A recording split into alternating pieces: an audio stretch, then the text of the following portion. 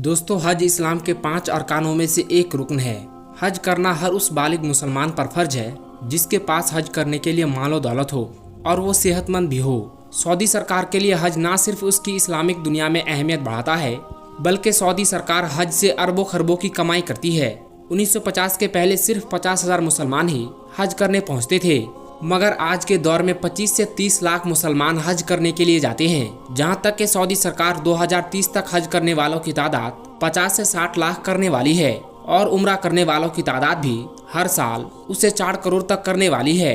जब किसी देश में बाहर के देशों से इतने सारे लोग आएंगे तो जाहिर सी बात है कि उस देश की जीडीपी में इजाफा तो होगा ही और बम्पर कमाई भी होगी। तो आइए जानते हैं हज और उम्रा से सऊदी सरकार को कितनी कमाई होती है। मक्का के चैम्बर ऑफ डेटा के मुताबिक हज के लिए एक आम मुसलमान पर 6 से 7 लाख का खर्च आता है। इस रकम का 70 से 80% हिस्सा हज करने वाला सऊदी अरब में खाने पीने और ट्रांसपोर्ट जैसी सुविधाओं में खर्च करता है। हज के दौरान सबसे ज्यादा खर्च मिस्र और ईरान के लोग करते हैं। सऊदी अरब के क्राउन प्रिंस अपने विजन 2030 को लेकर बहुत ज्यादा सीरियस हैं। वो चाहते हैं कि मुल्क में किसी तरह पैसे आए, जैसे नियोन सिटी, मुखाब सिटी और Salman energy park in future project पर काम करने वाले हैं। इसके लिए बिलियनों डॉलर का खर्च आने वाला है। आप बस इसी से अंदाजा लगा लीजिए, अकेले बस नियोन सिटी के लिए ही 500 बिलियन डॉलर का खर्च आने वाला है। अब इसके लिए पैसे की जरूरत तो पड़ेगी ही। इसके लिए सऊदी सरकार को अपने हर इनकम सोर्स को बढ़ाने में मदद करना पड़ेगा। इसमें हज और उम्रा एक बड़ा इनकम सोर्स है। आखिर सऊदी अरब कमाता कितना है? सऊदी अरब हज के मौके पर 10 से 15 हजार बिलियन डॉलर की इनकम करती है।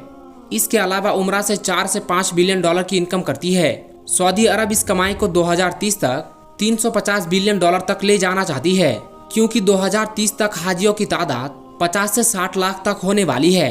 आप हैरान होंगे कि हज के सीजन में मक्का के आसपास के होटलों में एक कमरे का एक दिन का किराया 60 से 70 हजार रुपए तक पहुंच जाता है। आज हरम शरीफ के करीब सिर्फ 1 मीटर की जमीन ही 15 लाख रुपए में बिकती है।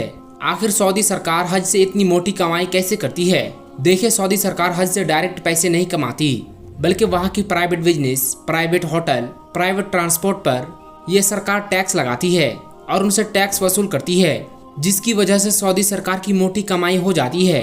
लेकिन सऊदी सरकार से मिलने वाली सारी सहूलतें हाजियों के लिए बिल्कुल मुफ्त होती है, चाहे वो मेडिकल की सहूलत हो या खाने पीने रहने की हो।